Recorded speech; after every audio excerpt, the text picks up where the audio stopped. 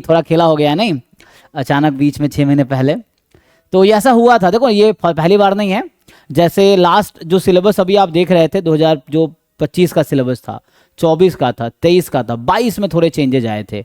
तो जैसे पहले जो अगर आप देखेंगे 2005 में जब जैम स्टार्ट हुआ था तो पैटर्न है ना मिक्स था, लाइक अराउंड चेंज होता रहा है over time, it's not uniform नहीं रहा है। आप देखेंगे तो प्रीवियस ईयर पेपर देखेंगे, जैसे शुरू में ऐसा रहा है कि 14 क्वेश्चन सब्जेक्टिव होंगे और 15 क्वेश्चन ऑब्जेक्टिव होंगे, ऐसा पैटर्न था 2005 से 14 तक। थोड़ा सा बीच में भी चेंज हुआ है बट ऑलमोस्ट आप देखेंगे तो इस तरह का पैटर्न रहा है कि पहले 15 क्वेश्चन ऑब्जेक्टिव होंगे and then next 14 question subjective होंगे, वो 100 मार्क्स का होता था।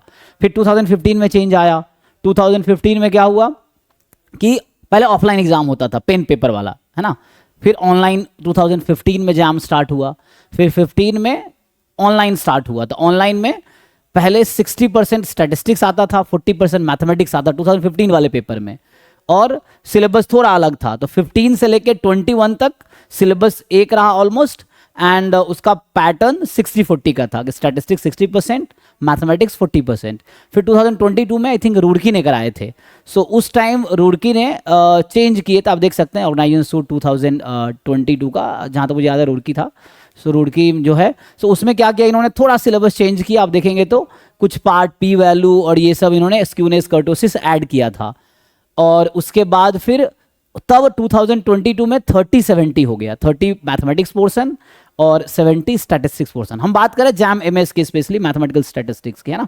तो ये पैटर्न रहा 2022, 23, 24, 25, 4 साल।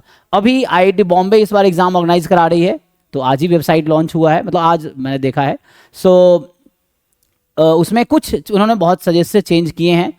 सो पहले अगर आप देखेंगे जैसे अभी थोड़ा परसेंटेज का वो है, अगर मैं यहाँ से दिखाऊं आपको तो इसमें मेनली क्या है कि जैसे एक सिलेबस शुरू में जो वेबसाइट पे अपडेट हुआ था, जो बच्चों ने डाउनलोड किया, तो अच्छा इसको मुझे हटाना पड़ेगा।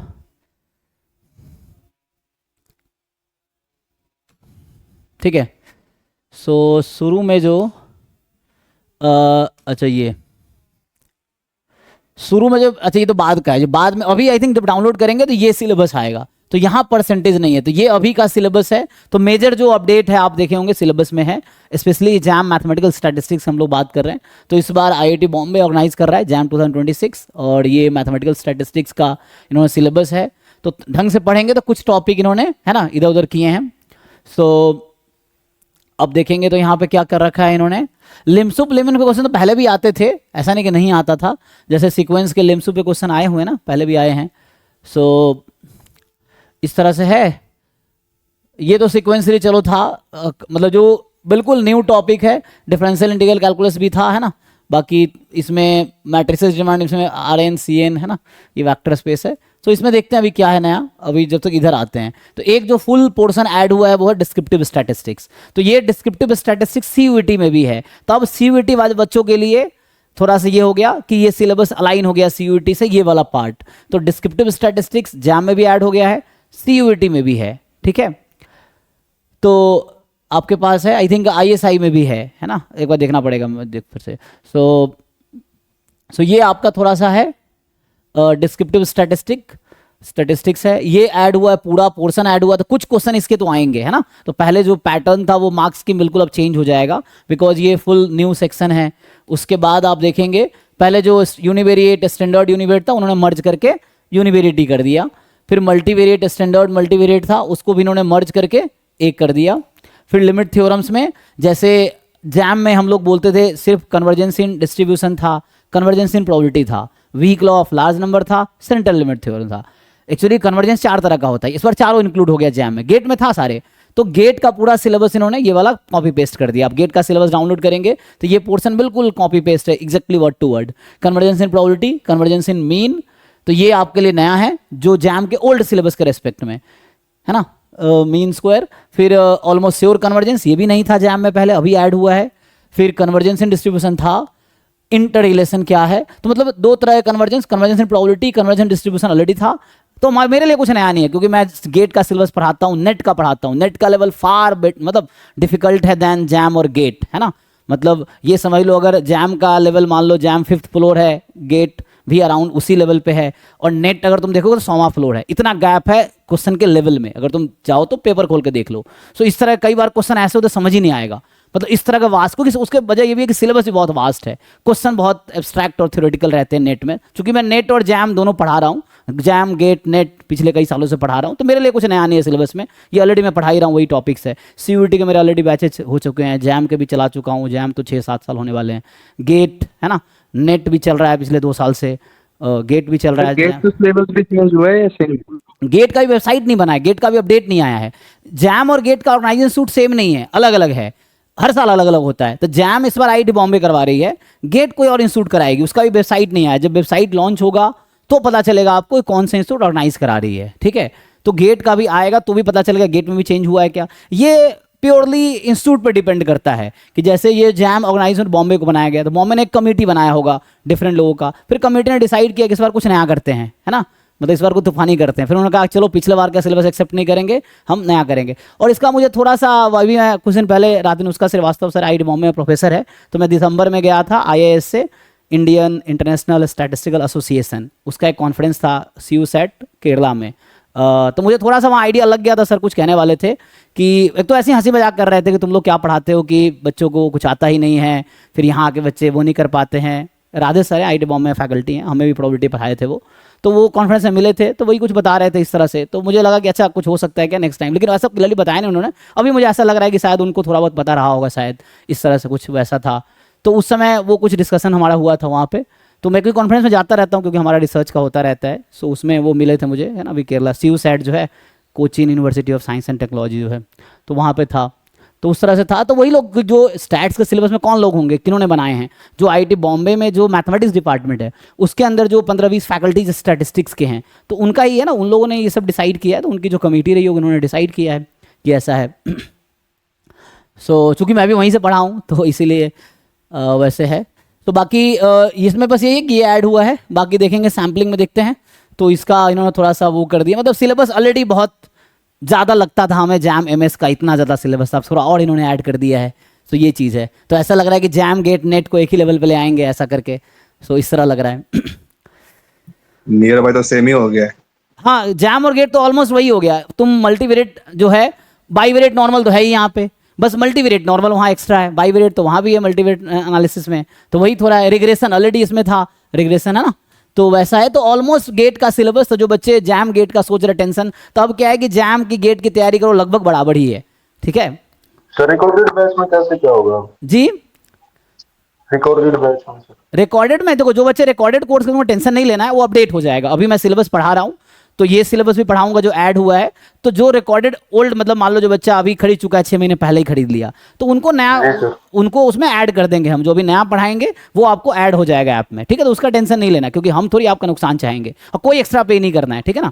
ये है कि एक्स्ट्रा कुछ पे नहीं करना, जो है उसी में आपको अभी ओल्ड सिलेबस होगा। तो ओल्ड तो पूरा है ही ऑलरेडी, तो वो पहले कवर कर लो किसी तरह से। अब जो 3 सेक्शन नया है, जैसे स्टोकेस्टिक प्रोसेस मैं गेट में ही पढ़ाता हूँ, नेट में ही पढ़ाता हूँ, तो कुछ नया तो है नहीं मेरे लिए, तो ऐसा नहीं मुझे पढ़ना भी पड़ेगा क्योंकि मैं कॉलेज में ही पढ़ाता हूँ ये टॉपिक, तो वैसा है।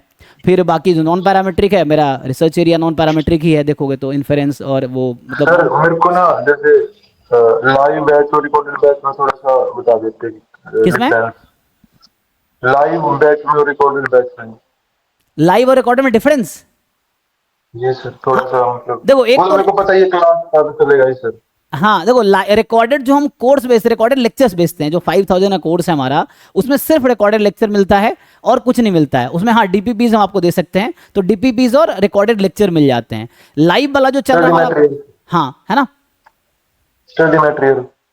जी जी, स्टडी मटेरियल तो मिलेगा। हाँ स्टडी मटेरियल मिल जाएगा। हाँ, रिकॉर्डेड में फुल सिलेबस आपको जो नया अपडेटेड है वो मिलेगा, प्लस स्टडी मटेरियल भी आपको जो प्रॉब्लम सीट है, जो भी हमारे DPPs नॉन PYQ वाले हैं, जो PYQs के हमने टॉपिक वाइज बना रखे हैं। लेकिन अब थोड़ा सा वैरी करेगा क्योंकि एग्जैक्ट सेम तो है नहीं, कुछ नई चीजें हैं जो आपको गेट या नेट के सिलेबस से अब करना होगा। तो मैं तो यही सजेस्ट करूंगा बच्चों को कि आप JAM, GATE, NET, ISI, ISS इन सब के PYQ उठाओ और ये सिलेबस साथ में रखो, और जो जो क्वेश्चन आपको इन सिलेबस के दिखते हैं सॉल्व करो, उससे आपका लेवल अच्छा इंप्रूव होगा। क्योंकि PYQs का ना एक लेवल होता है, बुक में एवरेज क्वेश्चन भी है, बिलो एवरेज भी है, कुछ टफ भी हैं, रेयरली बहुत कम बहुत टफ क्वेश्चन मिलते हैं जनरली किताबों में जो होते हैं, जो एवरेज इंट्रोडक्शन लेवल की बुक है।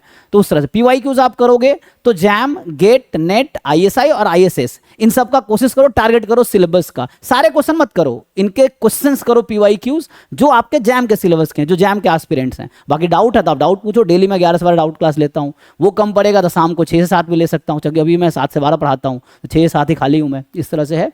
तो वैसा है। बाकी इसमें देखते हैं, अभी नया जो सेक्शन ऐड हुआ मैं उसकी बात कर रहा हूँ। तो नया में एक तो पूरा पूरा ये वाला सेक्शन ऐड हुआ है, डिस्क्रिप्टिव वाला पार्ट, ठीक है। और बाकी इधर लिमिट थ्योरम में 2-3 टॉपिक ऐड हुए हैं, जैसे जो यहाँ बात कर रहे थे हम लोग लिमिट थ्योरम में, कि इसमें जैसे strong law of large number है ना। तो कल ही अभी रात को सोहम पूछ रहे थे, मैंने कहा स्ट्रॉन्ग कन्वर्जेंस, स्ट्रॉन्ग कंसिस्टेंट है ना एस्टिमेटर, और वीक कंसिस्टेंट, तो स्ट्रॉन्ग वाला नहीं है सिलेबस में, क्योंकि वो आज अपलोड हुआ है, तो कुछ बच्चे सोच रहे होंगे सर गलत बता रहे हैं ना, तो उस तरह से है। तो ये अब strong law of large number भी पार्ट ऑफ सिलेबस है, जो कि डायरेक्टली बेस्ड है ऑलमोस्ट श्योर कन्वर्जेंस पे, ठीक है ना। बाकी आप जानते ही हैं, तो ये इसमें कुछ पार्ट ऐड हुआ है।